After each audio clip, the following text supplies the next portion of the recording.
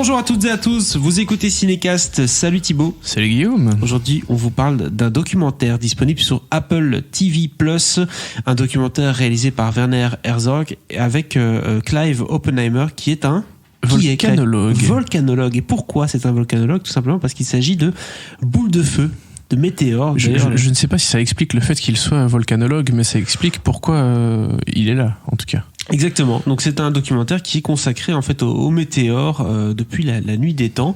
Il n'y a pas grand-chose d'autre à dire avant qu'on s'écoute un extrait de la bande-annonce, je suppose. Non, effectivement, on peut dire que c'est un film sur les astéroïdes, les météorites. Voilà. Throughout history, meteorites have captivated human imagination.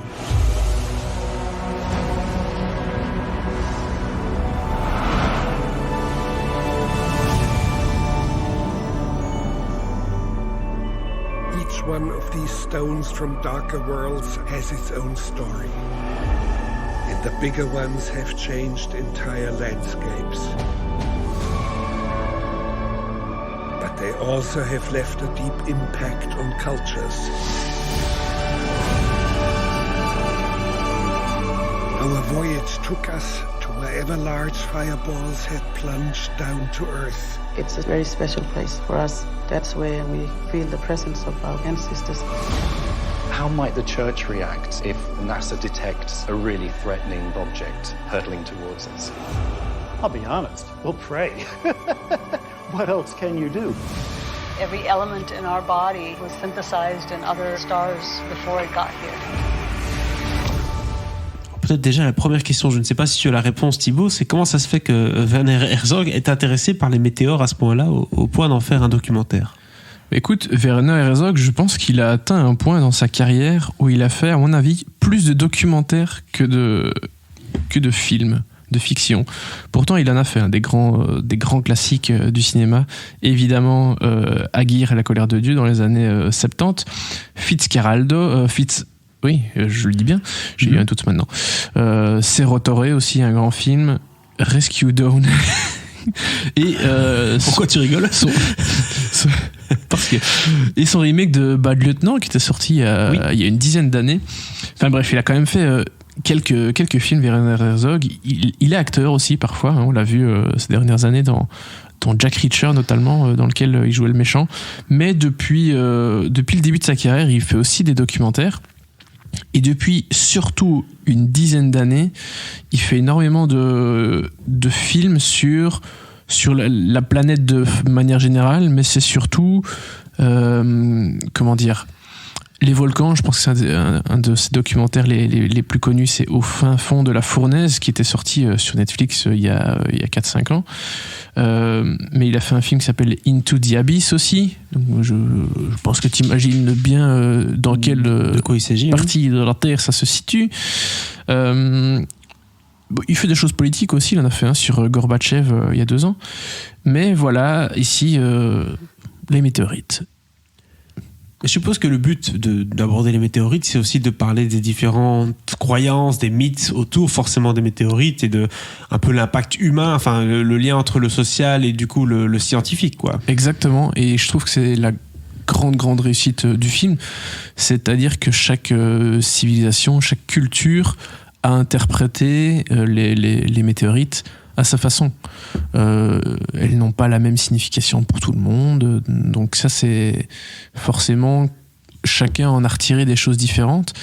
Et avec Clive Oppenheimer, ils ont été filmés plusieurs tribus, notamment au Mexique, notamment dans le Pacifique, près de la Nouvelle-Zélande.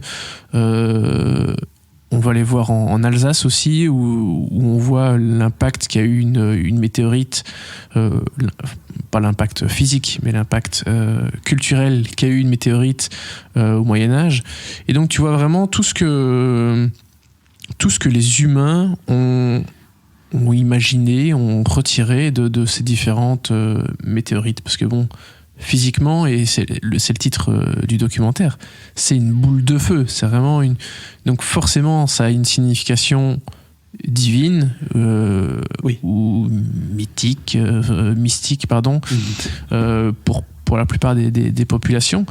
Et c'est vraiment ce qui rend la chose intéressante. Après, le documentaire, ce n'est pas que ça. Il y a aussi évidemment beaucoup de choses scientifiques, des explications scientifiques, des expéditions scientifiques qui sont hyper intéressantes aussi. Mais voilà, je trouve que le fait de faire ce lien et de montrer les interprétations que différentes cultures ont faites des météorites, c'est le gros point fort du film. Donc c'est intéressant parce qu'on n'a pas en effet que l'explication scientifique, parce que sinon ça aurait été un peu un National Geographic sur les météorites, mais on a toute l'interprétation humaine et sociale, puisqu'on a un petit tour du monde en fait des différentes cultures et de leur interprétation. Ça c'est pas mal, c'est intéressant. Et dans certaines cultures, les cultures très très traditionnelles où on essaye de garder vivante l'ancienne culture, si je puis dire, notamment dans certaines parties au Mexique et ces îles du Pacifique dont je parlais, ils font toujours certaines cérémonies liées à cela. Donc tu vois qu'ils filment ces différentes choses, et quand tu vois des Mexicains c'est comme s'ils jouaient à la balle, sauf que la boule est en feu, quoi. Et donc ils se lancent des balles, des espèces de boules en feu. Okay. C'est filmé de nuit en 4K. C'est assez impressionnant, quoi. Oui, et visuellement, tout le docu est incroyable. Faut pas le négliger. C'est vrai que c'est un des gros avantages de Apple TV+, c'est que en général, la présentation est très soignée. Là, on a du Dolby Atmos, du 4K. Enfin, vas-y, je te serve un truc hyper bien léché. Ce qui n'est pas toujours le cas sur les autres plateformes de streaming. Hein. Même sur Netflix, parfois on a des films en 4K, mais grande majorité c'est du Dolby ou du HD. Et donc du coup, voilà, là si vous voulez avoir un truc qui donne bien sur votre télévision, c'est l'avantage avec ce genre de documentaire aussi. Hein. Pas uniquement intéressant, mais aussi très beau à voir. Donc c'est un plus aussi. Bah oui, parce que tu as des belles images de ciel, de paysages. Je pense que la plupart des gens connaissent le Yucatan au Mexique, et les fameuses cénotes.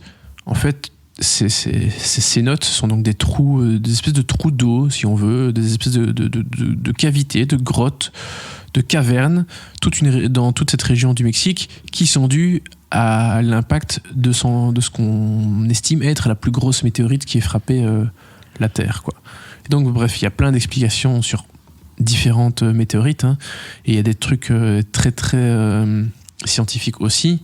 Ils vont dans un centre d'observation de la NASA, ils vont faire des recherches en Antarctique, et ils expliquent des choses qu'on pensait impossibles il y a 30-40 ans, qui ont été démontrées par des scientifiques. Enfin bref, le documentaire va vraiment dans plusieurs directions, très poussé, et voilà, c'est hyper intéressant, même si tu comprends pas toujours tout ce qu'ils disent, parce que quand ils te parlent de structures limite moléculaires, ce genre de trucs, t'es ok, d'accord, mais quand tu vois les gens en parler et qui t'expliquent parfois avec des maquettes et ce genre de choses, t'imagines bien, tu peux quand même comprendre l'importance de ces recherches et de ces découvertes, quoi.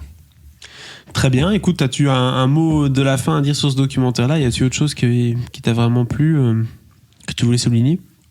Pas un aspect en particulier, non, mais ça m'a beaucoup plu dans l'ensemble. Vraiment, c'est magnifique d'un point de vue visuel. C'est hyper intéressant. Et de toute façon, chaque fois que Werner Herzog fait un documentaire, c'est rarement inintéressant. Donc ici, c'était un très très beau documentaire.